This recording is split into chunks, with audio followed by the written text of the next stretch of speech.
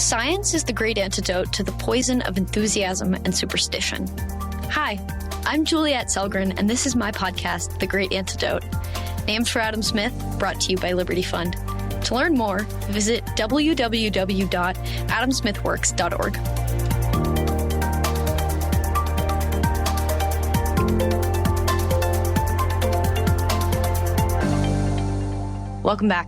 Today on October 3rd, 2025, I'm excited to talk about something super relevant, AI. We're not just going to be talking about that, though. We're going to be talking about the history of technology regulation and whether or not it goes well and how optimistic we should be.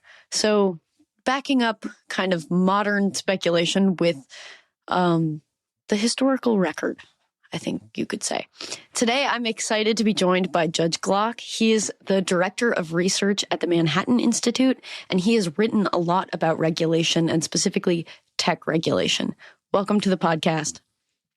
Oh, thank you so much for having me, Juliette. So, first question. What is the most important thing that people my age or in my generation should know that we don't? And also Gen Alpha. They're kind of relevant now. About life, about the world as it is or as it should be, and all of the mysteries and wonders of the universe, or about tech regulation? Whichever is most important. I mean, I guess it would be the former, but I know very little about that, so I'll focus on the latter. I think it's important to understand that there has obviously been a long history of panics, we can comfortably call them, about new technologies. Some of those panics have been borne out. We can talk about specific things such as the ozone layer. Obviously, there was a real concern caused by a very particular type of chemical that we needed to phase out. But obviously, as you already mentioned, on the whole, most technology has been created by humans and is for the benefit of humans and has worked very well for humans. The reason why supposedly someone is listening or watching this right now and is capable of doing that, as opposed to me just shouting over an amphitheater or something equivalent.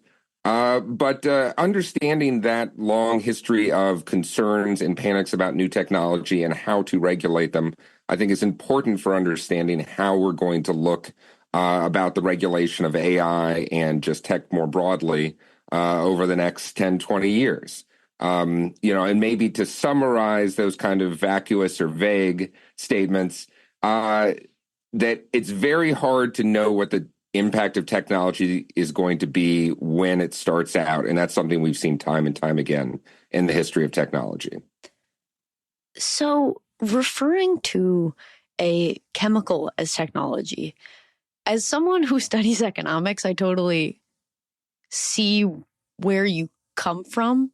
But I feel like for those not trained in economics, maybe an eyebrow or two would be raised. That's not technology. So when you say technology, inclusive of chemicals, what do you mean? What do they do?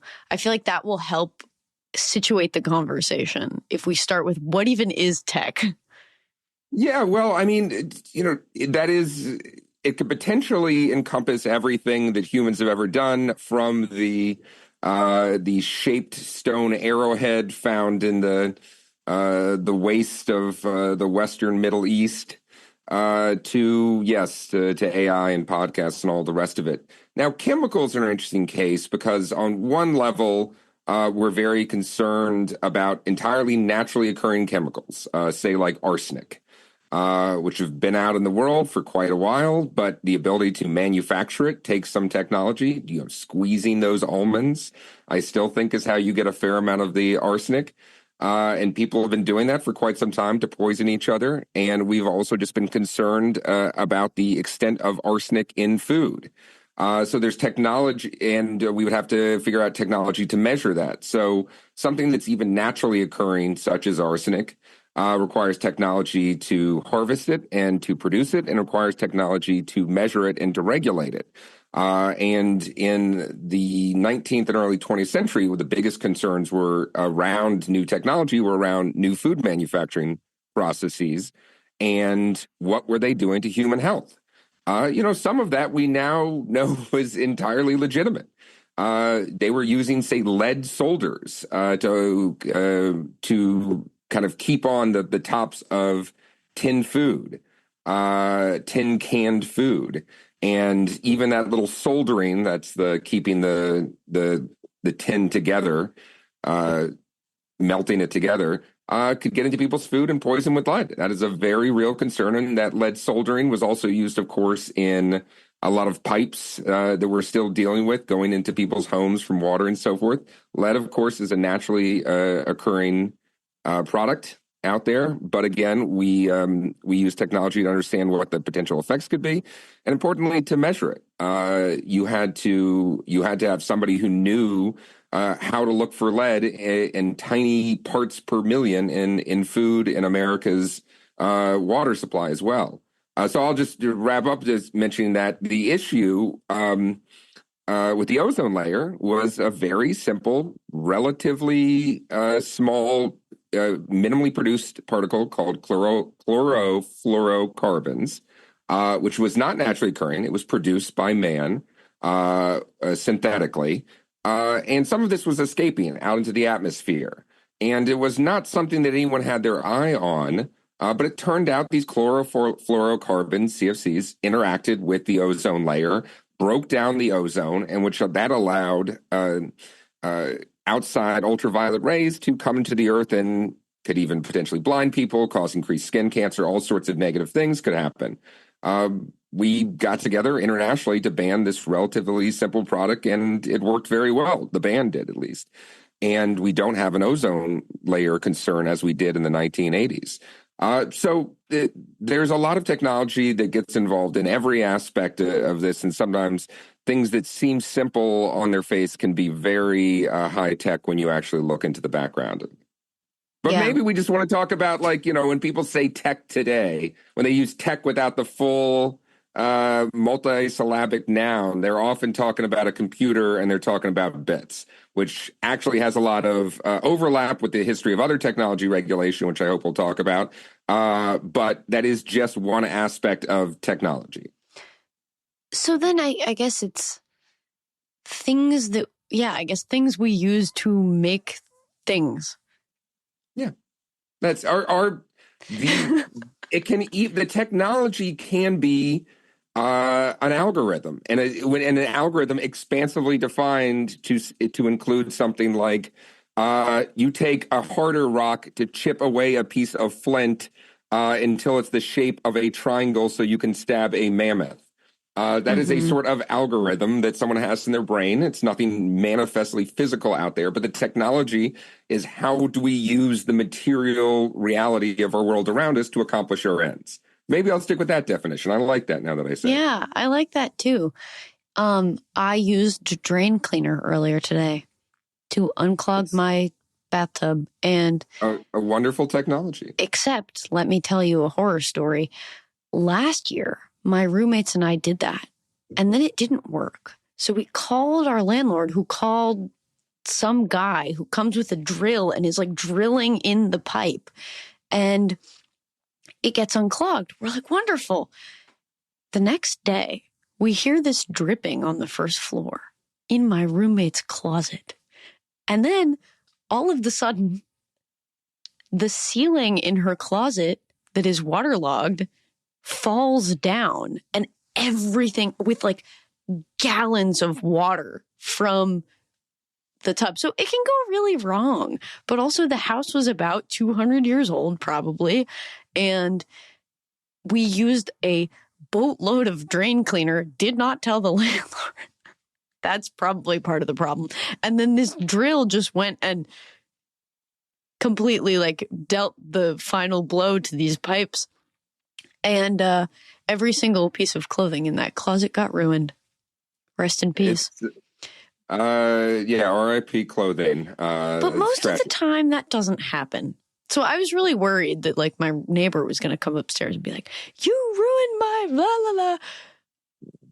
This is a tangent, but the way that we deal with technology, even stuff that you don't really think about that often, like, oh, drain cleaner is technology, can have a big effect in the same way that if your computer breaks, all of a sudden you're aware of your decreased quality of life.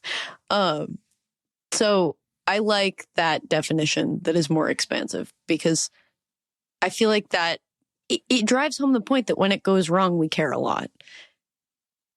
Yeah, and it also drives home the point, I hope, that the modern world we exist in is composed of frankly, an infinitude of technologies that all of us can only, even in our most expansive and knowledgeable state, uh, grok a tiny, tiny percent of. And it requires a lot of technologically adept individuals out there working in tiny, narrow fields to make sure all of us are comfortable and fed and cooled and heated and all the rest of it.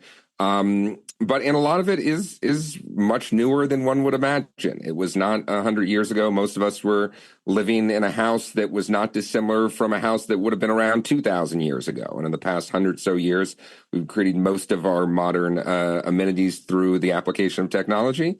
And yeah, obviously, it's gone very well, but occasionally it's gone bad, and occasionally we've tried new technologies that haven't worked out so well.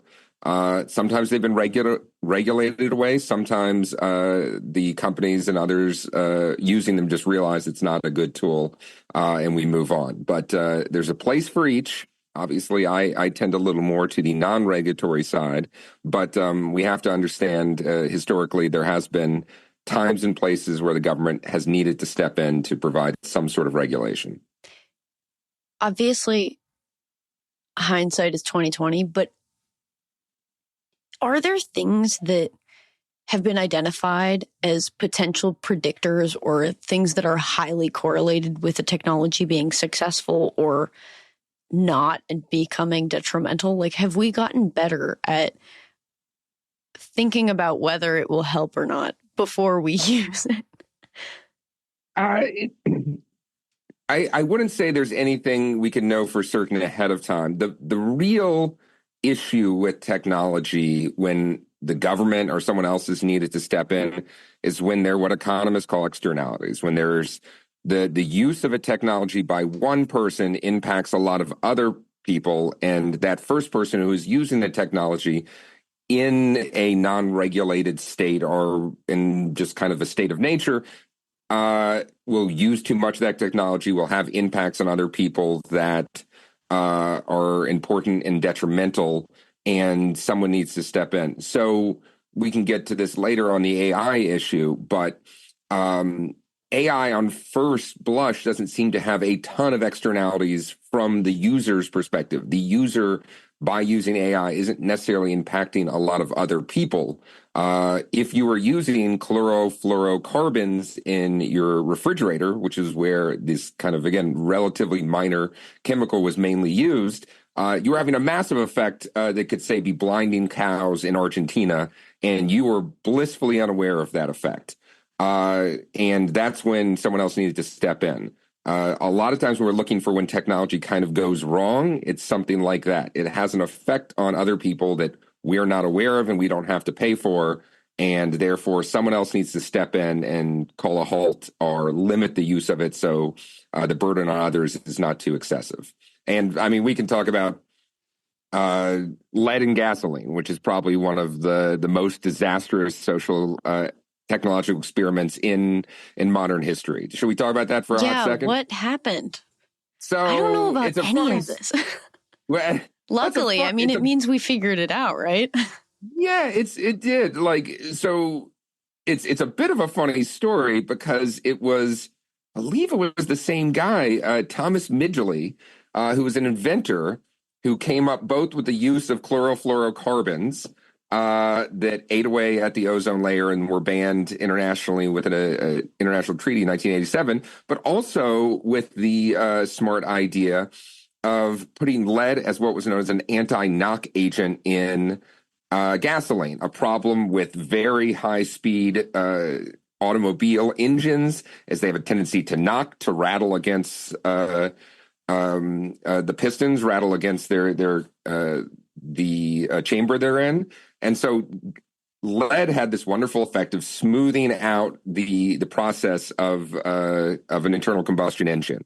Everyone was very excited about this. Makes your car engine doesn't blow up as quickly. It runs a lot smoother. The explosions inside the car engine don't happen as erratically. And there was only just a little problem, is that every time people were burning that gasoline, a little bit of the lead crept up into the atmosphere. And it turned out that every Tom, Dick, and Harry in America and other places that were using this was absorbing a lot of lead, which we now know is an incredibly dangerous neurotoxin that makes people over the long run a little dumber, lowers IQ, and can lower IQ significantly, and makes them less capable of exerting self-control. So I was born way back in 1981, and I'm at the tail end of the generation that was still absorbing, possibly even in my mother's uterus, trace amounts of lead from the atmosphere. And therefore, because of that, I'm doubtless a little dumber and a little less self-controlled than I would be otherwise. That's just a fact. You know, it is one of those weird things. And eventually the EPA and others stepped in and say, no, you can't put lead in gasoline that has this incredible externality on lots of other individuals. And they banned it. They found other ways to create anti-knock agents in gasoline. And that was overall very much for the good.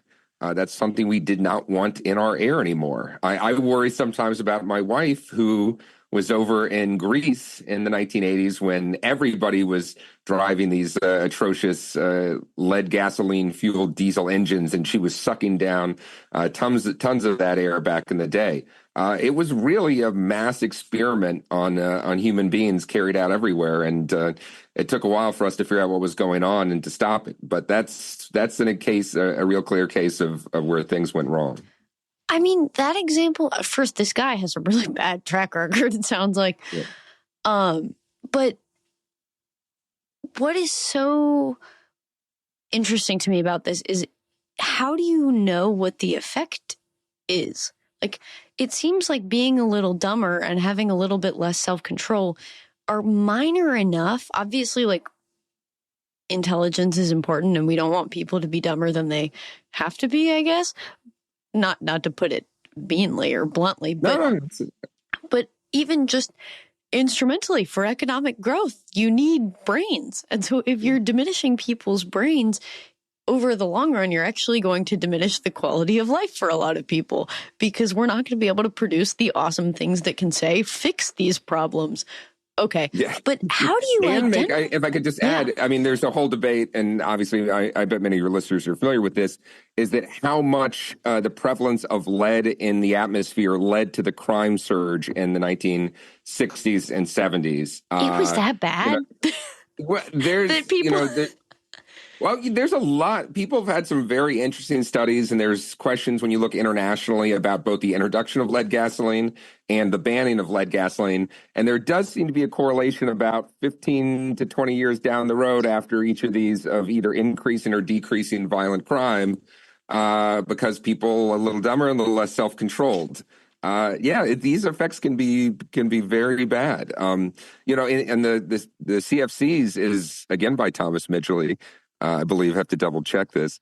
He could have been absolutely atrocious. The scientists who originally discovered that this was destroying the ozone layer famously came home to his wife one day, and the wife asked, "How's your work going?" And he said, "Really great. I made a big breakthrough, but it may be the end of human civilization."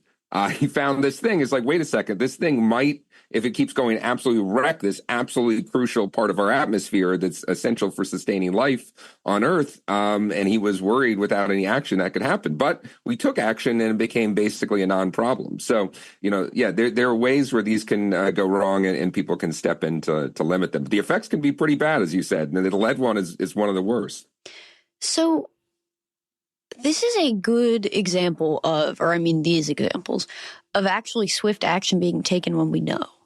But pragmatically, how do we know? It seems like these things, obviously, you would rather maybe prevent them before they happen. But I don't really believe we can do that, because how are we supposed to know, right? It's exactly what you were saying about externalities. So how long does it take to learn these sorts of lessons? How do we make sure people are paying attention? Like, how do you make that sort of connection? I don't think I would have ever thought, wow, people are really dumb nowadays. I wonder if there's something we're inhaling that is causing that. So how did it get identified? Yeah, well, it's there had been issues, say, on the lead going back generations. People even knew in Roman times when lead pipes were more common that, plumbers, and just like if you look on the periodic table, it's Pb, right? Mm-hmm. Lead is Pb. That's because in Latin, that's the root of it, just like it's the root of plumbers. If you're working with pipes, you're working with lead. And people knew plumbers had a lot of troubles. They were generally dealing with pipes when they were grown up. And so people knew they had gastrointestinal issues. They had other problems. They didn't know that lead was necessarily a neurotoxin for people growing up, which was the big issue. Although people did have concerns even about young kids being too much around it. So, there's often some awareness going back for a long period that something can have detrimental effects. The other classic example of this, of course, is the Mad Hatter in Alice in Wonderland. Hatters were famous for losing their minds, for going schizophrenic, and that's because they worked with mercury, and mercury is also a neurotoxin, which people, again, even back in Alice in Wonderland days, people knew this had a negative effect. But yes, the lead in the air, like, how do people necessarily learn that ahead of time? So you don't often. You need to test these sorts of things, and we've gotten better on that.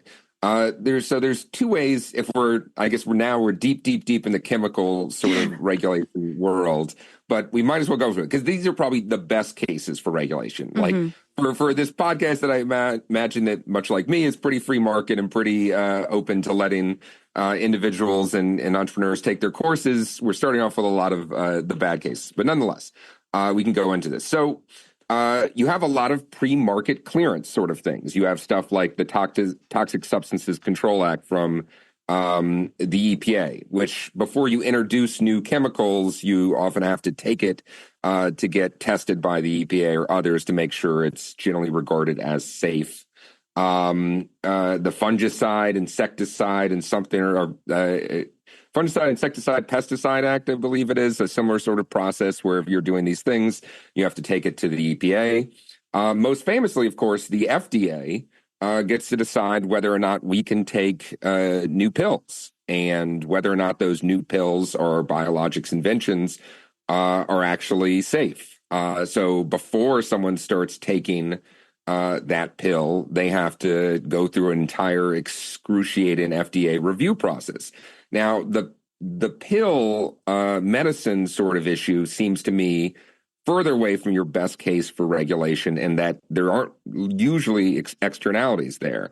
It's mainly how that affects individuals. So the other way, besides these kind of pre-market clearance regulations, which we do have and in some cases probably makes sense, is where you have a liability regime, which if someone releases a drug or something else that hurts customers, they get to suffer lawsuits for the damages their drug or other caused on that individual. Now, again, assigning liability can sometimes be a little tricky. Something like lead would almost be impossible to do through a liability regime, because you burn a little gasoline and everybody's IQ goes down 2 points. Well, who sues who and how do you get it together? Maybe you could do a big class action or something, but it's really tough to know who caused what. So regulatory especially regimes, because the people who are suing and the people who are getting sued all have the same exposure. We're all in the same boat. Yeah. So the everyone people, is dumber. So who actually gets hurt? Everyone. Yeah. And, Thomas Midgley, and if he had any kids, his kids are also absorbing that too. So who's at fault here? Tough to know. So, but there is that regime, which for a lot of cases, and people like me who are more free market oriented, think that a liability regime seems to be a pretty good substitute for regulation in those cases where you can identify clear victims. You create something like Vioxx, which was the pill. I forget what it was supposed to do, some sort of medication, but it had these in the early 2000s, had these negative effects, I believe heart palpitations, heart attacks, and others. And it was withdrawn from the market. The company that I believe Pfizer put it out had a lot of lawsuits. there you go. One could say, hey, this was a huge failure. The pill got out, and it clearly was. This is why even in a non-FDA world, pharmaceutical companies would perform a lot of tests, but to make sure that the product was good before it gets out. But in some cases, things are going to get out in the world. They're going to go poorly, and then people are going to be sued. And that's going to be the incentive for that company has to make sure they don't release the bad drug that's going to hurt someone. Besides the obvious effects that you're never going to make money if you're a company that constantly releases drugs that kill their consumers. So, the liabilities slash pre kind of registered regime are the main ways to deal with those concerns about effects of new technology, new chemicals or others when you're not positive about what they could be. Those both are different ways of making companies cautious and kind of weigh the cost benefits of what a new introduction of a chemical, a pesticide, whatever, could be before they come out. And I would say, if anything, today we're lean probably far too much into the sort of pre-clearance regime where you're supposed to check everything with a government bureaucrat who often doesn't know the actual damages here and can't possibly fathom what could happen down the road. But that's the world we live in right now. Yeah, I mean, even just expanding this to social media and phones and that sort of modern technology. Well, so can I Yeah. So this is my thing. Like when I get into the tech regulatory world, I feel like I'm all of a sudden like moved into a slower lane, not because this is not important, not because there's not, if anything, larger dollar amounts at stake here than there are others. But when you kind of look at the history of all these things, are like, we have 40,000 people die a year in car crashes. And the history of regulation of automobiles is one of the most extensive and conflicted in modern American life.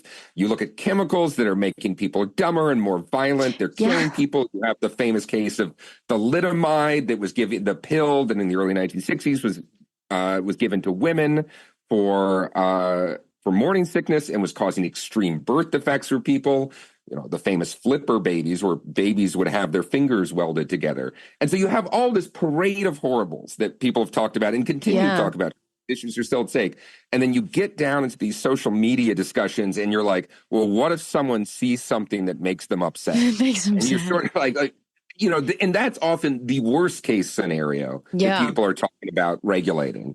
And I just often don't understand the sort of vigor that can go into the regulation of this when people talk about the harms. And I'm not saying there's no harms, but it just doesn't seem of the same magnitude as everything else that is actually currently being discussed in kind of the regulatory, technological, chemical, etc., environmental world. And yet it's attracted an immense amount of attention. Well, I think because for people with so much abundance where we actually, not that there aren't these huge cases and lawsuits and problems with drugs, but because there's less innovation, I think I can say that with certainty, in stuff like drugs. The thing where you really see us learning about something becoming problematic or having adverse effects, I guess, is social media and stuff, because we actually don't have the same level of innovation. So it's not, I don't know. That might be a stretch. Well, one is like you said, everyone's very familiar with it. And obviously there's like some of the closest sort of analogies can be history of television and radio regulation, which is truly an atrocious story of regulators failing time and time again and making things worse and more expensive. It is kind of the polar opposite of the case of banning lead in gasoline or something like a successful regulation like that. So one, that kind of history of telecommunications regulation, it just has been very, very, very poor. Should make people suspicious. But the reason it attracts so much attention back then is because people consumed a lot of it and you're very familiar with it in your everyday life and it's something that impacts everyone.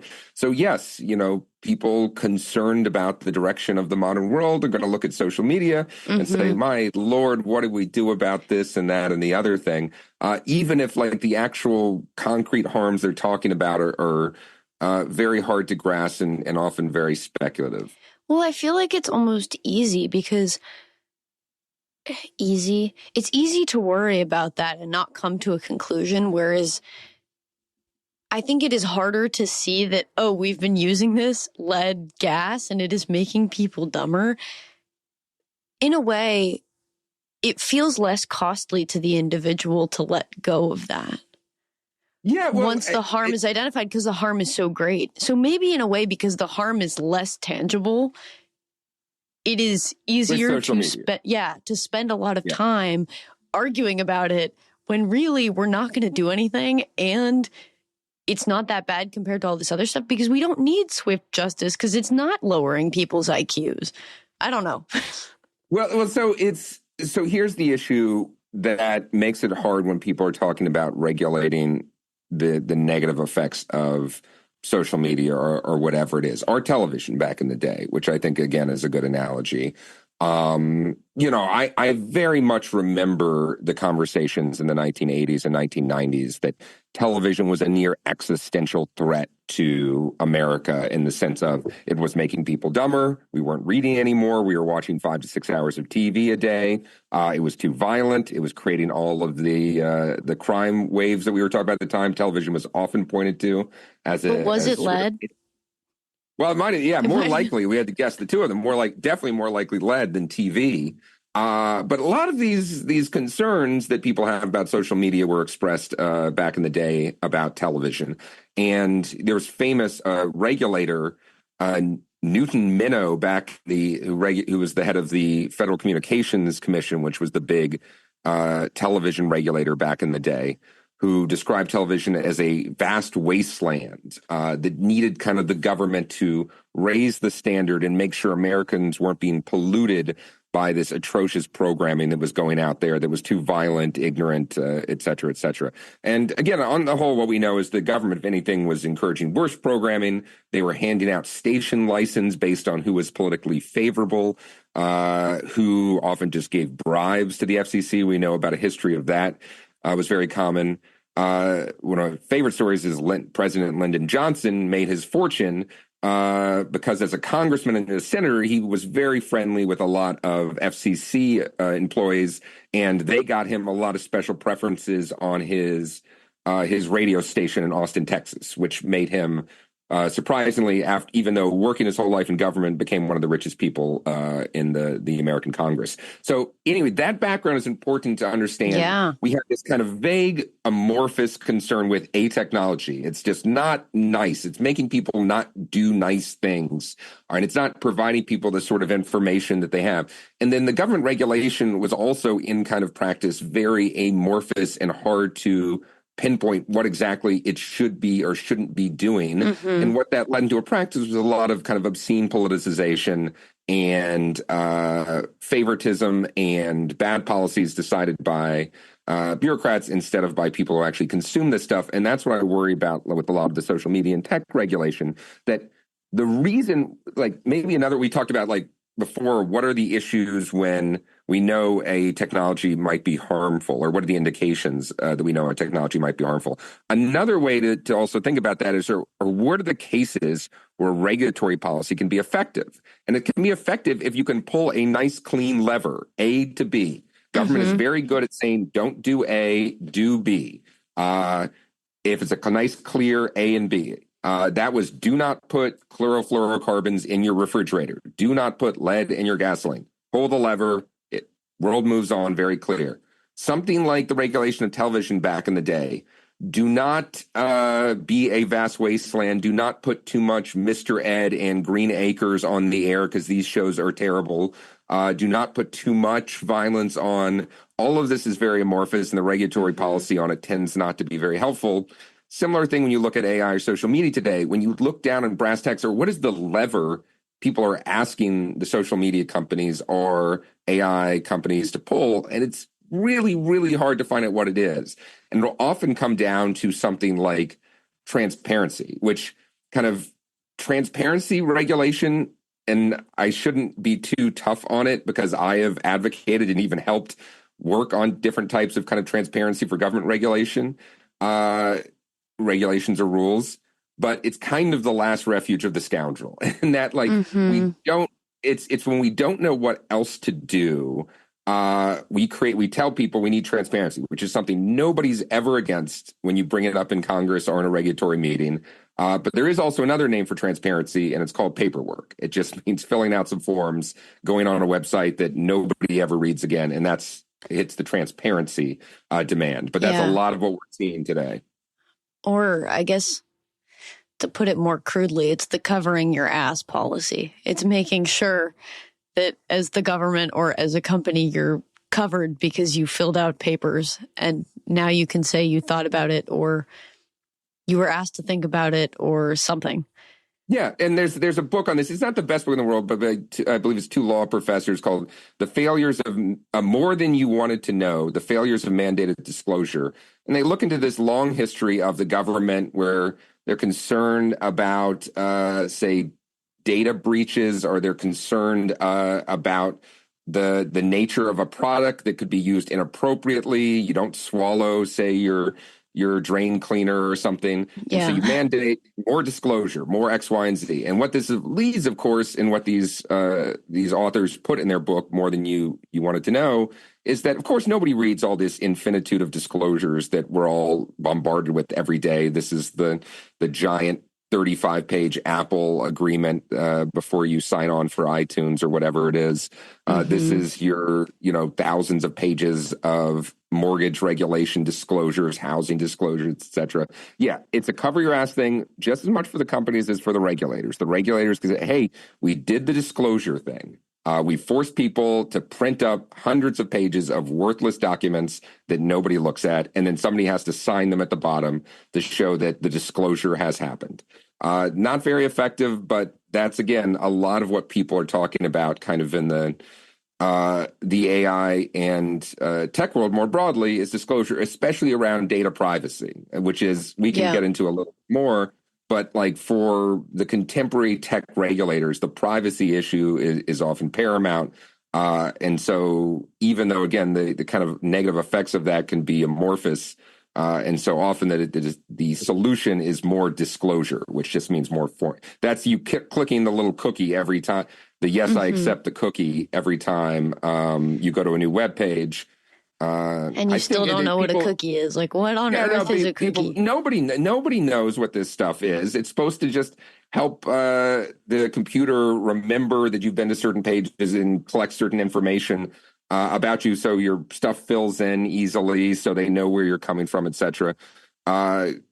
For some reason, somebody in the regulatory community thought this was an obscene burden for all of us to have these little cookies being saved on our browsers, and you can clear them whenever you want.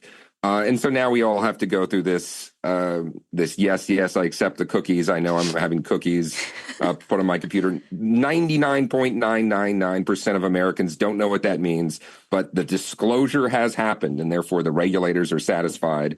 And therefore they're doing their job, even though it's a complete waste of human life. Yeah. Well, so I think like there's social media, but then I think of AI as like a whole different thing. Maybe I shouldn't. Maybe that's kind of wrong. No. But in certain ways, it seems more analogous to I don't know. It doesn't seem as straightforward to me as a lead kind of situation, but it seems closer to lead than social media is, but maybe not very close at all. Like on a scale, I don't know what the relative distances are. I just know that, well, I guess I don't know what the absolute distances are, but I know that relatively everyone talks about how AI something turns into the Matrix, something the world ends. And that feels a little ridiculous, / we don't really know enough to do anything about that. But then it seems more powerful, so potentially more harmful than social media. But I don't know, like, how do you kind of identify and situate it in terms of like all the different technologies we've had and seen and observed? And I don't know, what does that tell us about kind of how this is going to play out or how it is playing out? Because it feels Yeah, unique, but it's probably not given the amount of stuff that has been created. well, some grammarians go wild with this because unique should be, a singular term and shouldn't be qualified necessarily. But it is, of course, somewhat unique and somewhat not unique. It shares properties with previous technologies in many ways. And, some of the interesting things about the AI regulatory universe is that, like a lot of concerns about regulating new technology, it's actually just kind of applying the history of technology regs that we already have or technology laws that we already have and seeing how they apply to that new one. So a lot of the left has been very concerned with algorithmic discrimination around AI. This has been one of the kind of concerns when you read kind of California laws, President Joe Biden's executive order on AI, and others. It's, well, the AI could be used to discriminate. Now, one, you're not allowed to discriminate anyway. So if you're programming an AI that says don't hire women, or you're using AI to ferret out women from your employee pool, then you can be sued. Whether or not you did that through AI, or whether or not you just did that by telling your coworkers not to hire women at the job. So that, and in one sense, there's nothing new about that. It's just saying this technology can't be used to do things you couldn't do anyway. Now, some of that, to my mind, is kind of absurd, because what they mean by algorithmic discrimination is basically unequal results. Is that, say, the AI algorithm or whatever it is says women aren't as likely to have completed an engineering degree, which is just a fact. It's not a discrimination. That's just the facts in the world. But if the AI, through its algorithm, has determined that and therefore somehow asserts people, some of the pro-regulatory groups say that is discrimination that we need to stop. Now, that to me seems absurd, but that's also the kind of long history of disparate impact regulation that we've had for employers and others, which basically say if you have unequal results for different groups, that is discrimination per se, and you need to stop that. That's the law in a lot of employment law, in a lot of housing and other discrimination cases, that even if there's kind of a factual basis for your unequal results, that's inappropriate and you need to find a different way to do that. So part of that is just applying that, these kind of previous concerns to AI. Now, the bigger concern you pointed out is the singularity. And to me, it is a very interesting discussion. I do not have the strongest priors or even sentiments on which way this will actually go. I am not totally dismissive of the possibility that AI could fundamentally reshape all of human life, could lead to mass unemployment, could, even in some sense turn against its creators and have these negative effects. Like, just arguendo, let's pretend all of that is a real possibility. I think it could be. I don't think it's certain, but it's a possibility. Let's all admit that possibility. Then the question is, okay, what do we do now in 2025 about it? What do we actually do? What can we do to prevent the singularity? And when you look at people like that, they'll say often, like, again, they'll go to the transparency route. We need to see where the algorithm is sort of coming from, or the matrix algebra is being formulated. And then they'll just say something like, we need to do an AI pause. And now that also seems absurd to me, because when a lot of people were calling for an AI pause of, say, 6 months or 12 months. And what does that mean? Ago, like they just that we just shouldn't develop it. OpenAI, Anthropic, all close these your other doors, just don't fire your employees, because obviously that would be bad too, but just freeze. Hold on. Let's hold on until we supposedly know what's happening here and we can figure it out.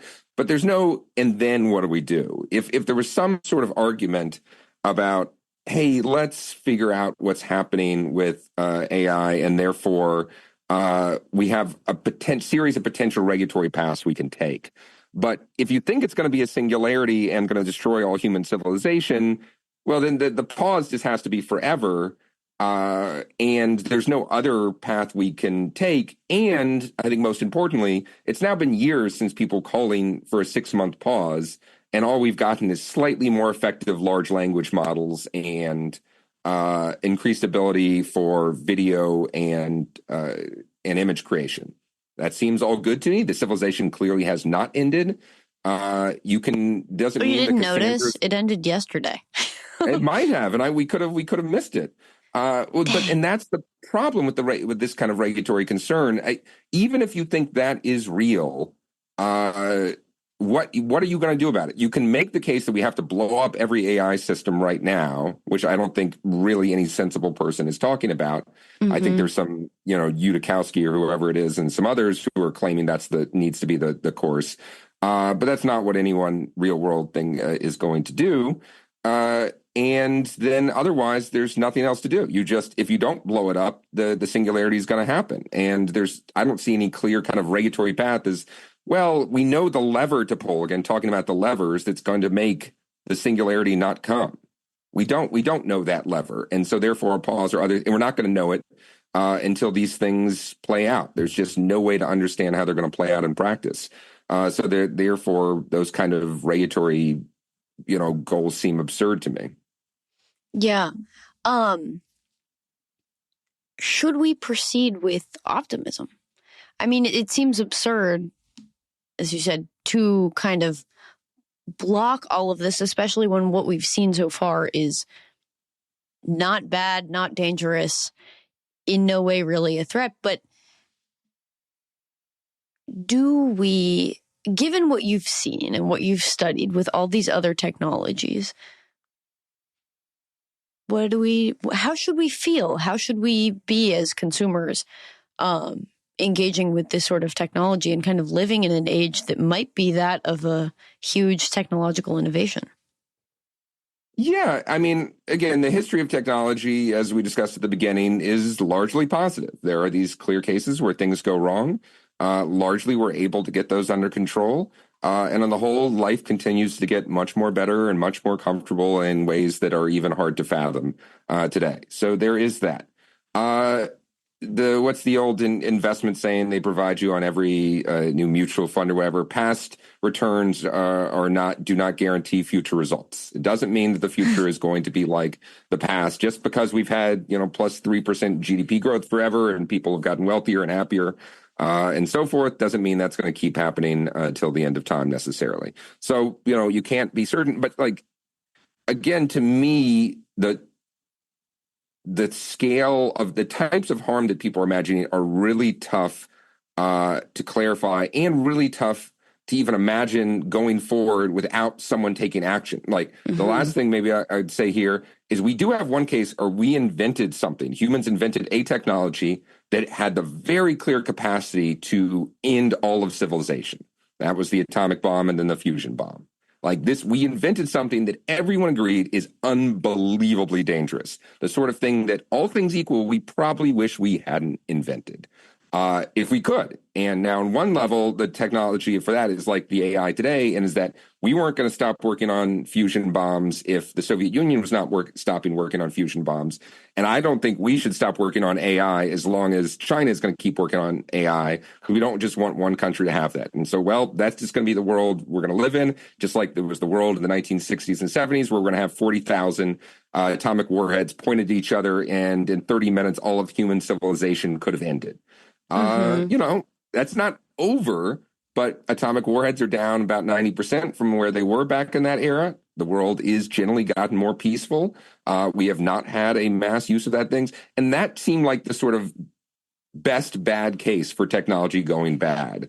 And even in that case, we've managed to do pretty well with it. We should be pretty happy with how the atomic age kind of started and to some extent finished.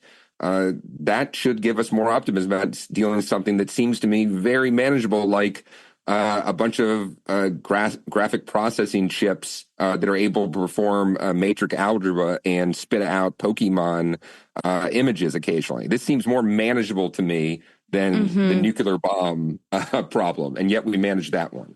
Yeah, there's so much more to talk about, and I wish I could bombard you with way more questions, especially about cases where it goes well. Like, who doesn't like Pokemon images? But so far, I have one more question because we are about out of time. And that is, what is one thing that you believed at one time in your life that you later changed your position on, and why? So this one might be a little easy for me in that I was an old socialist. I was one of those guys that grew up not as a red diaper baby and that my parents were socialists, but from my kind of earliest conscious memories about politics or policy, I was a socialist. And the two things that convinced me I was wrong about that were moving to Philadelphia and seeing that a very activist government with very strong unions and a lot of interventionist policies did not lead to a socialist utopia. And then even better case, I lived in China for a year. And living in a country that at the time was coming out of the darkest doldrums of socialism and meeting people who were incredibly optimistic about the future, incredibly dismissive of ideology in the past, made me understand that, that's probably a hopeful route to continue on for the future. And that has remained my firm belief to this day, that capitalism and independent people dealing with issues through their own free will and drive are able to solve these sorts of problems. And I've maintained a steadfast belief in that up through the AI age.